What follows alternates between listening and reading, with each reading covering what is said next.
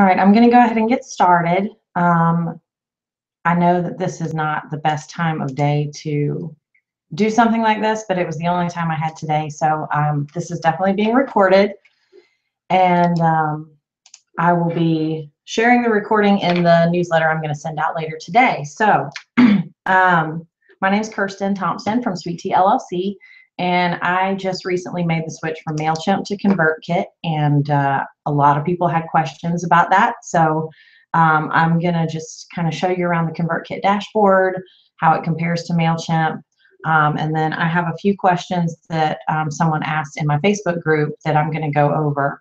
So as you're joining, if you have any questions, put them in the chat box, and I'll be more than happy to answer those today.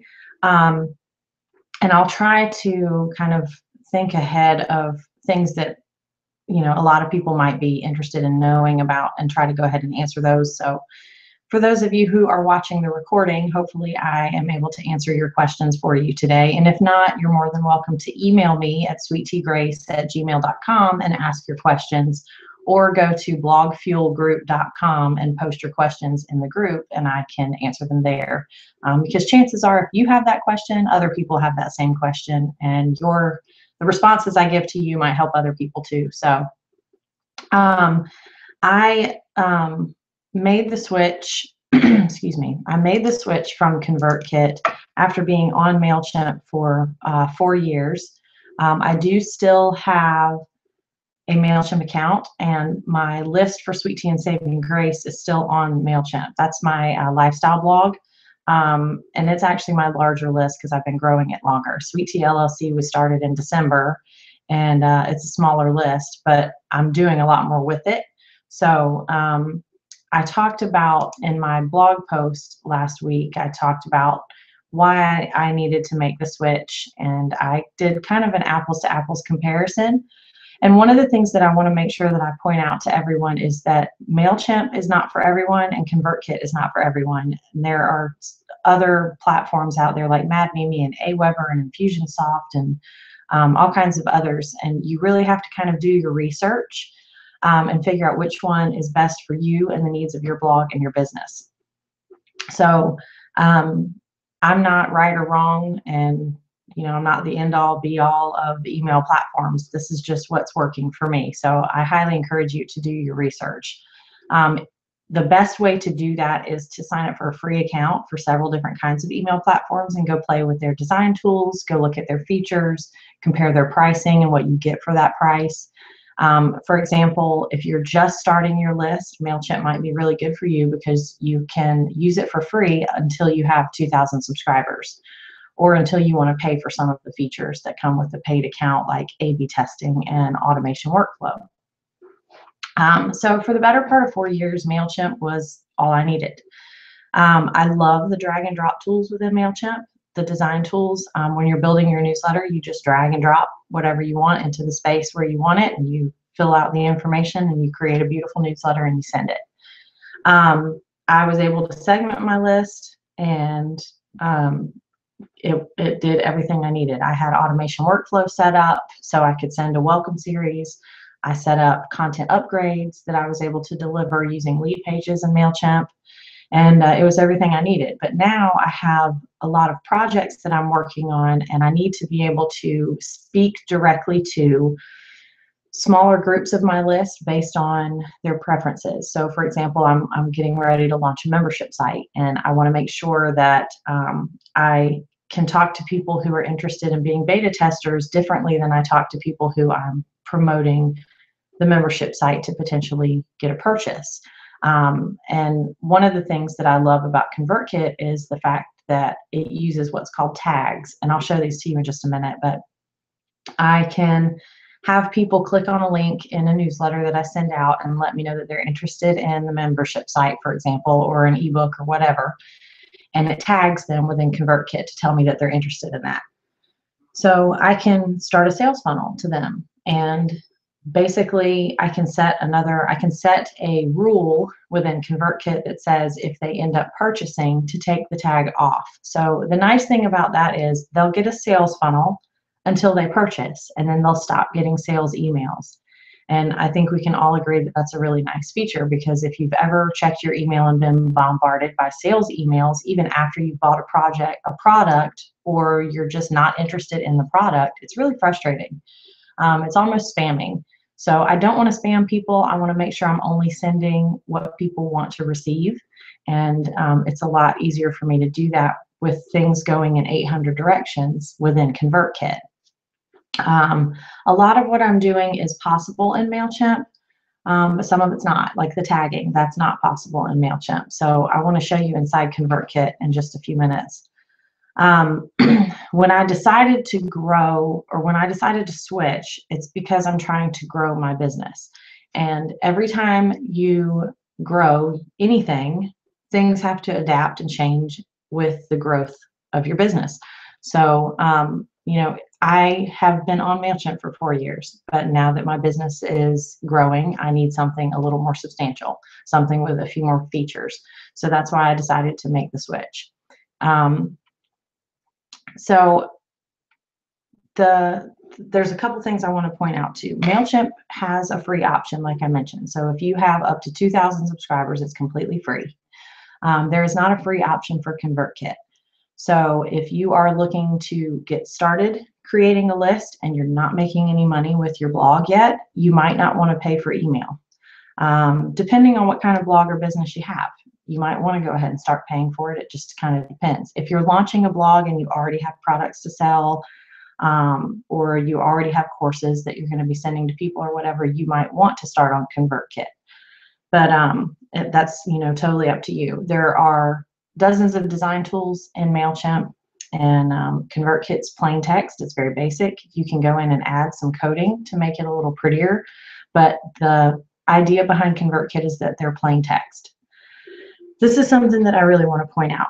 One of the things about a year ago, when the whole talk of ConvertKit started kind of becoming a popular conversation on Facebook and blog groups, one of the things that I kept hearing, and I still continue to hear, is that that more ConvertKit emails get sent to inboxes instead of spam folders as compared to MailChimp or MadMimi or any of these others. And I want to just clarify something. It's not the platform. It's the type of email that you're sending. So be very clear on this. ConvertKit doesn't necessarily have a higher open rate because it's ConvertKit. It has a higher open rate because it's a plain text email. You can send plain text emails in MailChimp, and you'll have a higher open rate than you would if you send an HTML email in MailChimp. So keep that in mind, that it's not the platform, it's the type of email. HTML emails typically land in spam folders more often than plain text emails. When there's a lot of code, a lot of inboxes like Gmail and Yahoo and that sort of thing, they see that code and they think that it's a commercial email, and they'll kick it to spam. Now, if your subscribers are actively opening your emails every week consistently, or most of them every single time you send them, it's going to go into their inbox more often, just because their inbox gets trained to know that it's not spam. Okay, it's a safe sender. And you can even encourage people to add your email to the safe senders list within their inbox. So you can assure that your regular subscribers who really want your newsletters are going to get those in their inbox.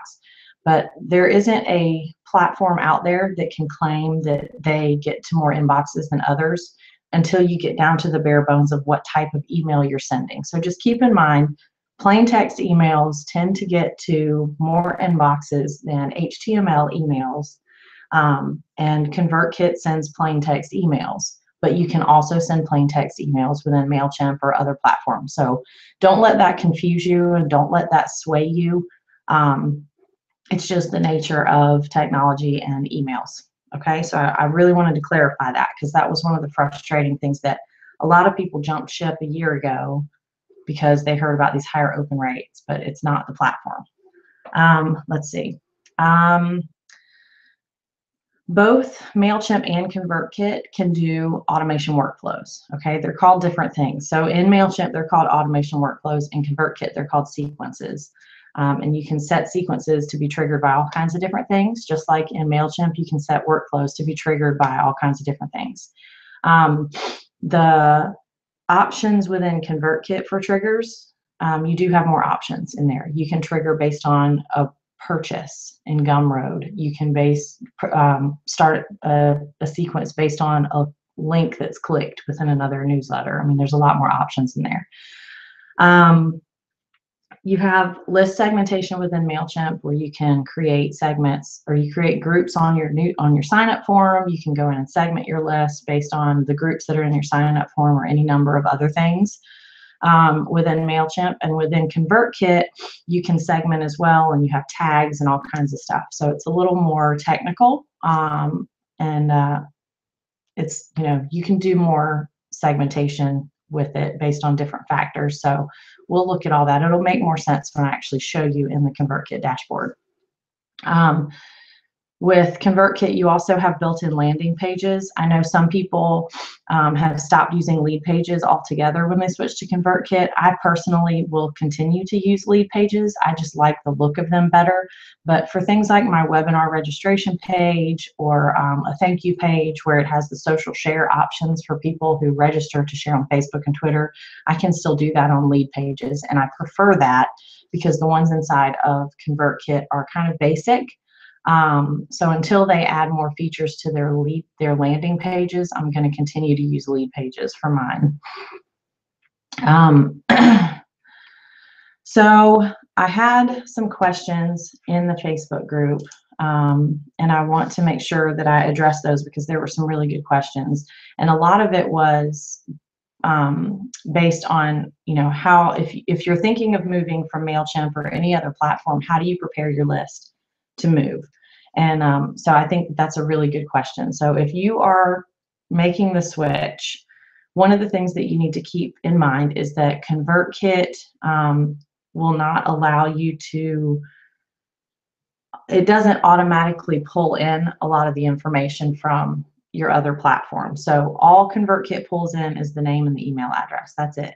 So if you have people in different segments, you're going to have to do something a little bit different. And the way that I did it, I imported everybody first, my entire list. And because of ConvertKit being the way that it is, you can import the same people multiple times and they'll still only get added to your list once.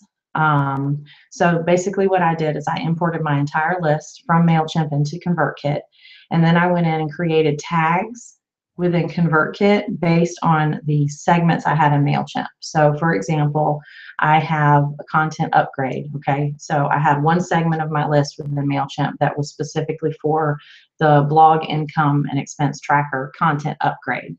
So what I did was I pulled just that segment within MailChimp. I created the tag in ConvertKit, and when I uploaded, I was able to tell ConvertKit that I want this group that I'm importing to be dropped into this tag, okay? So I do my whole list first, and then I did each individual segment. And you have to make sure that you create the tags that match the segments. You create the tag in ConvertKit that coordinates exactly with the segment in MailChimp. So as you import each individual segment, you select the tag in ConvertKit, so it automatically puts people in that tag. And I'll show you when I get to the ConvertKit dashboard, it'll make a little bit more sense so you can see the difference between segments and tags and forms and sequences and rules and all this stuff. So one of the things that that was also asked was, when you make the switch, should you send an email to your whole list and let them know about the change? And I say yes. I always like to keep my subscribers in the loop of any big changes that are going on if it's going to affect them, whether that's to the blog or to the newsletter. I always like to keep them in the loop. So if you are making the switch, it's a good idea to let your people know who are subscribed that you're making the switch. So and you can set up links within that first newsletter that allow them to select any kind of preferences that they want. So if you want to have your list segmented in ConvertKit based on your blog categories, you will create a link and you'll have a rule, and I'll show you again in ConvertKit. I'll show you that in just a few minutes, but you'll set up the rule, you'll create the link, and then when you when you type up your new newsletter within ConvertKit, you'll let people know, click on the categories that you're most interested in. And when they click, based on the rule you set up in ConvertKit, it will automatically tag them with that category. So anytime you want to send something to a specific category, you can easily do that. So instead of blasting your entire list with something that's maybe food related and you only want to send it to people who are interested in your food, you'll send it just to that selected group of people within ConvertKit. So I think at this point it would be best to take you inside ConvertKit and show you the dashboard and kind of give you a little tour. So I'm going to do some screen sharing.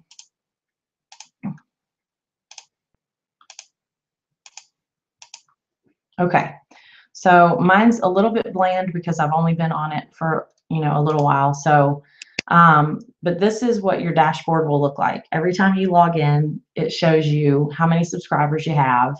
It shows you how many you've had in the last 7 days or today or whatever. So typically, as time goes on, you'll have all these bars all the way across. And your forms are down here. You can create as many forms as you want. That's one of the nice features. So if you're familiar with MailChimp, you have one sign-up form per list, okay? This allows you to create as many forms as you want. When you create a form, you have the option to create a landing page or a form. So I'll show you the landing pages. So you have 4 different templates to choose from, and they're not terrible, but there's not a thank you page on here. These are just basically for signing up for something, which is fine. But for my own purposes, the fact that I like to have thank you pages and give people the option to share it on social media, I use lead pages. And I also like to do that for webinars and things like that. So these are forms. I'm sorry, those are landing pages. But when you create a form, you can go in and select a form. And then you have different styles to choose from. And you can always change these before you make it go live. So you can click on any of these. And you'll go in and customize this. You can change the colors over here to match your branding.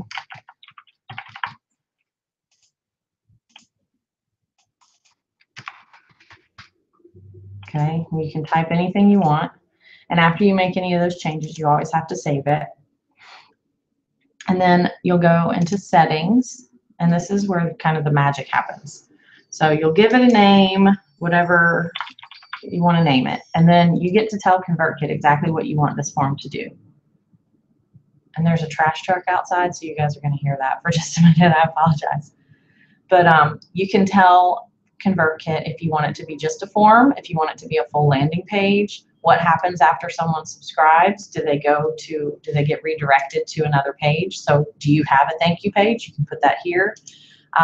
If you've created an automation workflow, what ConvertKit calls a sequence, you can tell it which sequence to drop people into. If you have an incentive, so if this is for a content upgrade, for example, you can go ahead and add the content upgrade here if you want to. When people confirm their subscription, they'll immediately get it. And then a little message to them. Here's where you can change the style. So this is what we initially selected at the beginning, but you can change it to any of these that you want. And if you're familiar with CSS, you can do that here, okay? You can add some custom CSS. When you embed your form, it gives you a couple different options. There's your JavaScript, here's your HTML. However, if you are on WordPress, you can add the ConvertKit WordPress plugin, and then every time you create a new form that you want to embed, you'll just add this shortcode to whatever post or page where you want this form to appear. And because of this WordPress plugin, it will automatically show the form for you. So I can show you on here, this is what it looks like. So this is embedded into my post footer. And this is a ConvertKit sign-up form, okay? So that's what that looks like when you embed it. Twitter cards, you can log into your Twitter ads and create Twitter cards. If you ever want a text link for your sign-up form, this is where you pull that from. This is the text link for it, so you can grab that here. And then if you want to delete it or archive it or duplicate it, that's here. So anytime you make changes to any of this, you'll need to save your form, and then it's live. So you can view it, and see exactly what it looks like, okay? You can also go in and see subscribers who have looked at it or subscribed using that form. So this gives you your analytics per form. The next tab over here is sequences. So these are what MailChimp calls automation workflows, and you can create as many of these as you want to.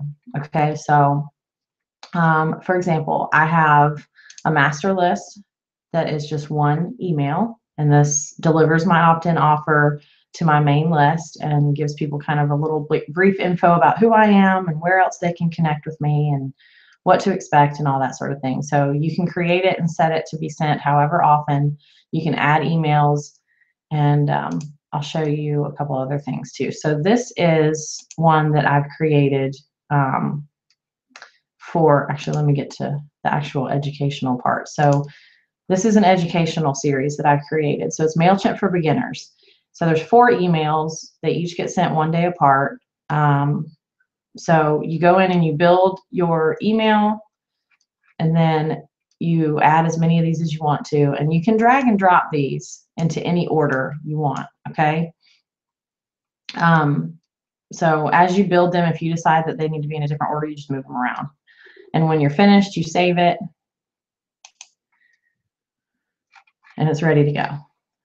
You have your settings over here where you can name it. You can tell it how often to send and at what time, what template to use, which I'll show you in just a minute. And here you can tell it to exclude any of your subscribers and all that good stuff, okay? Your broadcasts, these are your one-off emails. So if you send like a weekly newsletter, this is where you'll do that. You'll just basically go in and create a new broadcast, and you'll tell it who to send it to.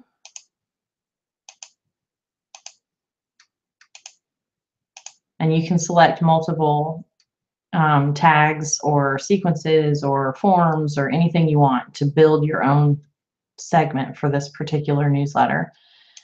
And then you'll just go in and you'll create the email content and all that good stuff. And then when you're ready to send it, you can either send it immediately or you can schedule it. And you tell it what time, okay? So you can schedule your broadcast that way. I'm just going to delete that one. So after it sends, these are where you find your analytics. This one of the nice features, this is something that I did last week. So I sent my newsletter out on Friday morning at 7 a.m. I had a 55% open rate and 11% click rate on that one. And then on Saturday at 2 o'clock in the afternoon, I resent it to people who did not open it, and I had a 36% open rate on that one. So I had a combined open rate of 69% on last Friday's newsletter, which is really nice. So it tells you all of your analytics. You can resend to people who don't open and all that good stuff. And I'll just show you that. So if I click on this one that I sent out, you can resend to unopens if I want to. And it tells you there before you send it. I'm not going to resend because I'm live right now. But that's how you do that. Your subscribers, this is everybody that's subscribed to your list, regardless of how you've got them segmented or tagged, okay? And over here you can see segments and tags, and I have a ton of different tags. These kind of work in tandem with one another, and the more that you dive into ConvertKit, the more you'll figure out if you need a segment or a tag. A segment is basically any combination of people who sign up on a specific form, people who click on a link to get dropped into a tag, people who are part of a sequence or not part of a sequence, or any combination of those things. So basically, if you want to send a newsletter to people who are interested in like my membership site, I have a tag here, so I would just send it to that. If I want to send it to people who are interested in my membership site and my podcast, I would create a segment for people who are interested in both, okay? So if it's just one thing, it's for a tag. This is how I'm looking at it. So people who bought my ebook, I have them tagged. But I also have Inbox of Opportunity updates as a segment because that includes not only the people who bought my book, but also people who are affiliates. So hopefully that makes a little bit more sense.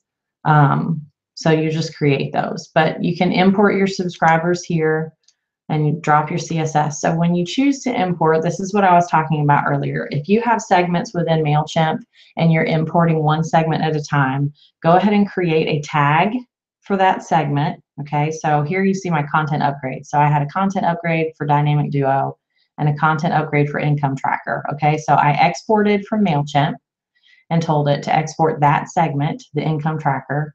And when I imported it, I selected just that tag, and then I dragged my CSV file here and imported. Okay, so even though those people were already on my master list, it automatically added this tag to 318 people. So if you look at anybody here, any of these subscribers, it tells me what segments they're in and what tags that they have. So this person has downloaded both of my content upgrades and participated in my webinars. Okay, so just by this, I can tell that they're very interested in email and they're very interested in MailChimp because they've attended both of my MailChimp webinars. Okay, so these are all the tags that person is in. These are the segments that they're in. So this might be, see, she's in the MailChimp info segment too. So she's learning about MailChimp. So she might be somebody that I would want to put into a interest group for any courses that I launch about MailChimp or my upcoming relaunch of Inbox of Opportunity. So that's what your subscribers look like. Automations, these are your rules. So anytime you want ConvertKit to do something automatically based on the activity of something, this is where you go to create a rule. So for example, I have this set to say that when people purchase my ebook on Gumroad, they're automatically tagged with this purchase tag. Okay. You can go in and let me go in and add a rule. So these are all the different triggers. Okay. You can have it set to where when somebody subscribes to one of your sequences, you can tell them what you want them to do. When they subscribe to a specific form, what do you want them to do? Do you want them, if I have people who are interested in Atlanta events, do I want to tag them a certain way? Whatever. So there's a lot of different things that you can do. The click is probably one of my favorites. So you can set this to say, when somebody clicks on a particular link, what happens? So for those of you who received my email on Friday, there were links within the body of that newsletter that said, if you're interested in learning more about my upcoming podcast, click here. If you're interested in learning more about my membership site, click here. If you're interested in both, click here.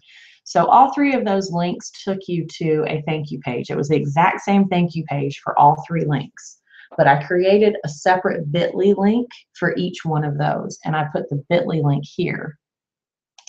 And I'll show you what that looks like. So if you look here, you'll see bit.ly st both, bit.ly st podcast, bit.ly st member. So all three of those bit.ly links take you to the exact same thank you page, but they do different things. So when people click on this bit.ly link in the body of my email, they get dropped into a tag for interest in my membership site. Same with this one, podcast, and this one, it tags them both.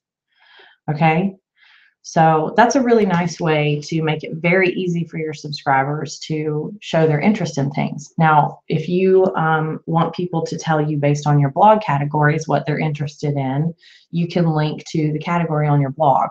Okay, so let's say, for example, you have a home decor category and you tell people in the body of your newsletter, if you're interested in home decor posts, click here. And the link that they would click will take them to the home decor category on your blog, but on the back end, it will tag them with home decor. So for you, that tells you that you can send home decor stuff to that group of people. Okay. So this, as you can see, one of the things that I have two different MailChimp crash courses within ConvertKit. I have one that is beginner and one that is intermediate. There's the beginner and there's the intermediate. So at the end of the beginner MailChimp journey, I ask them if they want to continue on to the intermediate. So this is the final email, and you can see, want to move forward to the intermediate, click here. Okay, this is a bit.ly link that I've created. All right, and when they click on that, right here, it tells them to go to the intermediate journey. Okay, you can also tell it to remove a tag. So I could select here to remove them from the beginner journey and add them to the intermediate journey. Okay, so it's really nice because when you're doing sales funnels in particular, and somebody purchases something, you want to make sure that you set a automation rule that says when this tag is added and they've purchased, you want to remove them from the sales funnel. So you'll remove them from a sequence or remove them from a tag or whatever the case may be. You can integrate with a lot of different things. I'm integrated with Gumroad because that's where my book is. I need to do my lead pages because I'm still using that, but you can integrate with all kinds of stuff. Teachable, Shopify, Wishlist, WordPress, Zapier, Zippy courses, all kinds of things. So you can check out all of their integrations and play with those. And then your account. This is where you'll go in and set up your billing, and you'll have your API key here. So when you set up the WordPress plugin for ConvertKit, you'll need to make sure that you use this API key that's in your account. You'll set defaults in here as well, so you'll tell it you want your default to be at 11 a.m. So if you create a one-off email or a broadcast and you forget to schedule it, it will send at whatever this default time is. Your email template, there are basic templates here, but you can edit those a little bit. So I have a custom one where I've added the HTML for my header. But you can use any of these. You can go in and have somebody design you a fully customized HTML, but that kind of defeats the purpose of ConvertKit if you use a fully HTML. So instead of just, you know, a plain nothing on it, my broadcasts have, let's see, I'll show you one. They have my header here, and that's all I've added. That's the only HTML I've added was my header. So that's kind of the rundown of ConvertKit. It's very different from MailChimp, but it's not so different that it's ridiculously complicated. You just kind of have to know going in where you want people to end up, so you know which of these things you need to worry about. So I am a big fan of using pen and paper to map out where I want everybody to go. So you can create a flow chart and say if they sign up at this form, they're going to go through this sequence, and that means I need to tag them this way. And then when they finish that sequence, what happens? And here's how I need to set up that automation rule. So there's a lot of flexibility within ConvertKit, and there's a lot of things that you can do. So if you're looking for that kind of functionality, ConvertKit is a really good choice for you. If that's more than you want to deal with right now, then stick to MailChimp or something else, because it's totally fine. This is not for everybody by any means. So I'm going to stop sharing and go over to here. So if you guys have any other questions or anything else you want me to elaborate on, please leave it in the chat box below. Otherwise, I think we're done. That's pretty much the gist of it. So hopefully I've answered your questions. If you have other questions that you're more interested in or that I didn't cover or anything like that, like I said, go to blogfuelgroup.com and ask away. I'm more than happy to help. And if you do decide to switch to ConvertKit, I do have a favor to ask. If you go to sweetteallc.co to the blog post and look on the right sidebar, there's a link to ConvertKit, and that is my referral link. as soon as you sign up for ConvertKit, you get your own referral link, and everybody who signs up using your referral link helps you earn money. So that's a really nice feature. It's a really good affiliate program. You get 30% of all paid accounts that sign up under you. And every month when they pay for their renewal, you get 30% of that. So it's a really, really good incentive program for people. So you can share that with your friends and everything like that. Evie, yes, this will be up on YouTube in just a few minutes. As soon as I finish talking and stop the broadcast, it will be up. So if you guys don't have any other questions, then we're done. So like I said, find me on blogfieldgroup.com, ask questions, let me know what you want to see more of, or you can email me at sweettgrace@gmail.com. I hope you guys have a very blessed Easter weekend and a fabulous Friday, and I will catch you later. Bye.